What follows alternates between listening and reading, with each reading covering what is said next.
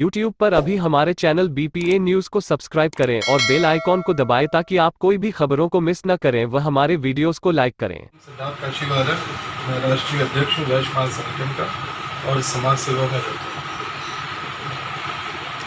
भैया, जो ये लॉकडाउन चल रहा था, अभी लॉकडाउन ख़त्म हुआ है, अब ये जो पोजीशन है शहर के अंदर, उसके बारे में आप क्या बताना चाहोगे?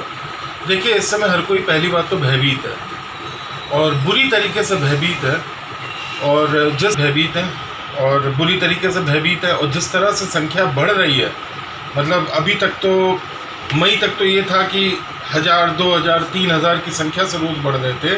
अब 10,000, 12,000, 13,000 इस संख्या से लोग बढ़ रहे हैं और 4 मई से लेकर आज 3 जून तक 40,000 से आज हम लोग 2 लाख क्रॉस कर चुके हैं।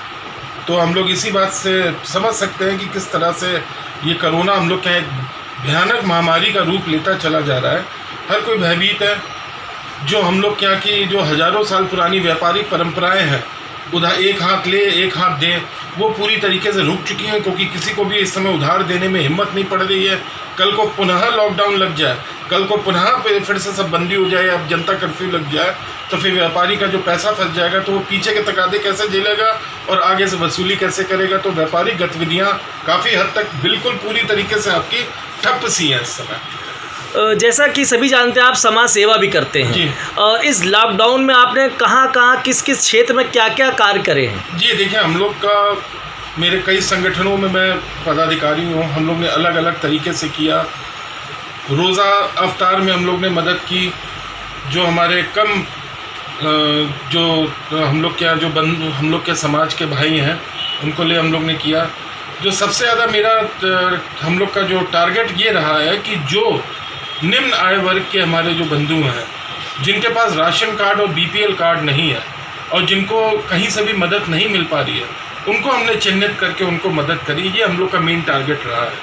अब हम लोग ने लॉकडाउन के बाद पुनः दूसरा तरीके से हम लोग ने शुरुआत करी, जिसमें हम लोग जो लॉकडाउन के बाद लोग ये सोच रहे हैं कि सबके काम चालू हो गए, सबको पैसा मिलना हो गया, शुरू हो गया, सबके व्यापार शुरू हो गया। ये बहुत बड़ा भ्रम है लोगों में।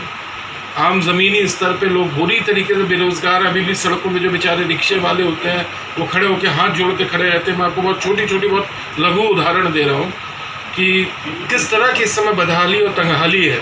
तो हम लोग ने ये तय किया है कि हम लोग अभी ऑल्टरनेट डेज पे हम लोग गरीबों को खाना दिया करेंगे, मास्क ज़रूर बांटेंगे। हम लोग ने एक लोग अपना वो दिया है, स्लोगन दिया है, पहले आप मास्क ग्रहण करें, उसके बाद आप राशन लें। ये हम लोग का स्लोगन भी है। हम लोग मास्क पहनाते हैं, उसके बाद ही उनको हम लोग राशन या खाना जो भी हम लोग कर रहे हैं उस समय वो करते हैं। और इसमें जो सबसे दुखद स्थिति ये है, इसमें ऐसे ऐसे लोग आ रहे हैं मदद मांगने कि जिनके बारे में हम और आप कभी सोच भी नहीं सकते हैं कि ये हम लोग से मदद मांगने आ सकते हैं। तो बाकी जो ईश्वर करा रहा है, जो हम लोग से करा सकता है, हम लोग करने की कोशिश। क्या सिद्धार्थ जी, जो प्रदेश की सरकार है वो सारी चीज़ पूरी करने में, मुहैया कराने में सक्षम है कि अक्षम है? देखिए, इस समय मैं कहीं से भी किसी को अक्षम या सक्षम बोलने का न्यायाधीश नहीं बन सकता, क्योंकि पूरे विश्व में इस समय सारी सरकारें फेल हैं। किसी को कुछ नहीं पता क्या करना है, किसी को कोई जानकारी नहीं है क्योंकि कोरोना बीमारी ऐसी है, सेल्फ मॉडिफाइंग बीमारी है, खुद ही अपने आप मॉडिफाई कर रहा है। आप एक चीज़ से उसको बचाते हो, दूसरी चीज़ में मॉडिफाई कर जाता है अपने आप को। तो इस समय तो सरकारें देखिए सब ध्वस्त हैं। हाँ, लेकिन 3-4 चीज़ें हमारे यहाँ बड़ी भयानक कम गलतियाँ हुई हैं, जिसको आगे पूरा देश भुगतेगा। सबसे बड़ी हम लोग क्या गलती ये हुई है कि लॉकडाउन करने से पहले जो प्रवासी मजदूर थे, जो ये महापलायन हो गया है और जो कोरोना का महापलायन हो रहा है गाँवों में, अभी तक गाँवों में कोरोना नहीं था, लेकिन अब आप देखेंगे स्थिति बिल्कुल उलट हो चुकी है। अब गाँवों में ज़्यादा कोरोना फैल रहा है, क्योंकि जो प्रवासी जो महापलायन करके वापस अपने अपने गाँवों में आए हैं, वो ऐसे कोरोना फैला रहे हैं कि जिसका कहीं, और उसमें आधे तो लोग बता ही नहीं रहे, डर के मारे घर वाले छुपा के रखे हुए हैं। तो ये तो देखिए बहुत ऐसी कमी हुई है कि जिसको शायद 100-150 साल तक हम लोग का देश माफ़ नहीं करेगा। जो लॉकडाउन हुआ है, लॉकडाउन में जिस तरह से सरकार ने बिना तैयारी के, बिना किसी प्रिपरेशन के, बिना किसी आप पूर्व सूचना के, जिस तरह एकदम से सब बंद कर दिया। आप सड़क पर चल रहे हैं, बंद हो गए। आप जहाँ पे गए हैं, बंद हो गए। आप जहाँ पे कर रहे हैं, आप वहाँ पे आप लॉक्ड हो गए। तो ऐसे नहीं होना चाहिए। तो लॉकडाउन का मतलब आप अपने घर पहुंच जाए, सुरक्षित हो जाए, आपके पास राशन रहे, आपके पास थोड़ा बहुत धन की व्यवस्था रहे, सब कुछ रहे, आप सुरक्षित, तभी आप हो सकते हैं। सभी के सब यहाँ पे जितने भी मैं हूँ, आप हैं, जितने भी हम लोग, कोरोना से ज़्यादा लॉकडाउन के बाद जो आर्थिक स्थिति बदहाली आने वाली तो उसके लिए परेशान है, और उसको हम लोग सफ़र कर रहे हैं। जैसा कि अभी देखने में आया, हमने भी चैनल के माध्यम से दिखाया कि बसें और ट्रेन में जो है प्रवासी मजदूरों से टिकट नहीं लिया जाएगा। कल देखा गया सेंट्रल स्टेशन पे 2 ऐसी महिलाएं मिली जिनके पास छोटे छोटे बच्चे थे। गलत है तो कोई कुछ भी बोले। अब इसमें मैं तो किसी अभी राजनीतिक दल का सदस्य नहीं हूँ, मैं तो एक आम नागरिक हूँ, आम जनता हूँ, आवाम की आवाज़ हूँ। हम लोग तो एक चाय की दुकान पे मिलते हैं, हम लोग एक पान की दुकान पे मिलते हैं, हम लोग एक सड़क के मोड़ पे खड़े मिलते हैं, हम लोग एक बाज़ारों में बैठे हुए मिलते हैं। मैं एक आम आदमी हूँ, आवाम हूँ। जो रेलवे टिकट में हुआ है, अगर ऐसा होता वास्तविक रूप से, तो हमारे सोनू सूद जैसे रियल जो हीरो हैं उनको टिकट कराने की क्या ज़रूरत थी?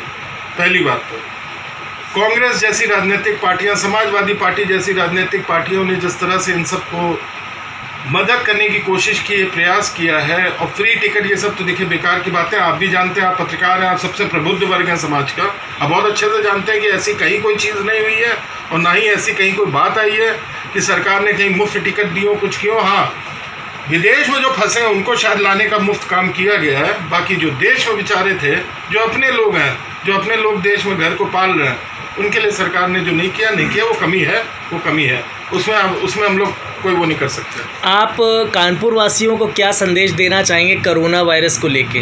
कोरोना वायरस में मेरा कानपुर वासियों से हाथ जोड़ के विनम्र निवेदन है कि ठीक है, हम लोग घर पे नहीं रह सकते हैं, हम लोग को भी अपना परिवार देखना है, पेट पालना है, हम लोग की भी जिम्मेदारियां हैं, किराया देना होता है, बच्चों की फ़ीस देनी होती है, राशन का पैसा देना होता है, दवाइयाँ होती हैं, रोज़मर्रा की 50 चीज़ें होती हैं जो एक अविवाहित व्यक्ति नहीं समझ सकता कि एक परिवार की जिम्मेदारियां क्या होती हैं। तो हम लोग की जिम्मेदारी, हम लोग को मजबूरी है कि हम लोग को घर से बाहर निकलना ही पड़ेगा। तो इतना आप लोग से आग्रह है, निवेदन है कि भाई आप लोग मास्क ज़रूर पहने, हर हालत में पहने, हाथों का ख्याल रखें, सैनिटाइजेशन का ख्याल रखें, एक दूसरे से दूरी बनाए रखें कम से कम 2 गज की। और जो हम लोग को जो आयुर्वेद की 2-3 चीज़ें हैं, जो जैसे मेरे कल पिताजी ने रात में आए थे, फिर मुझे समझा के गए थे कि दूध और हल्दी ज़रूर पिया करें और तुलसी की पत्ती ज़रूर खा लिया करें। आंवले का जो कैंडी होती है, आंवले का मुरब्बा अगर आप खा सकते हैं, अगर आपको शुगर नहीं है तो आंवले का मुरब्बा खाएं।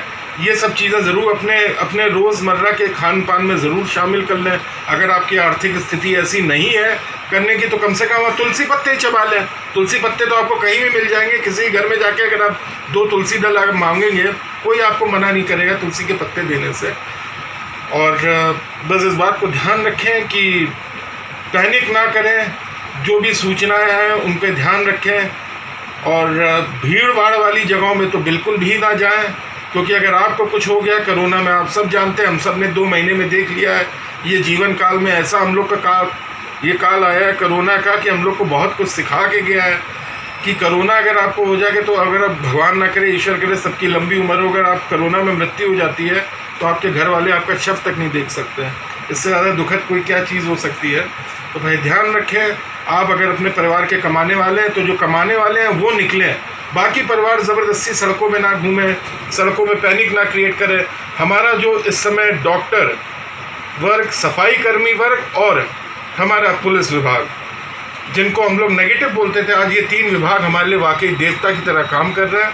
इनकी हर बात का पालन करें, इनकी हर बात को सर माथे पर रखें, पुलिस कर्मियों के साथ सहयोग करें। अगर कहीं पे क्वारंटीन लग रहा है, कहीं पे कंटेनमेंट जोन बन गया, उस बात का पालन करें, सख्ती से पालन कराएं, दूसरों से पालन कराएं। जो लोग अगर कहीं पे भी इस चीज़ का पालन ना करें, उनकी शिकायत करें।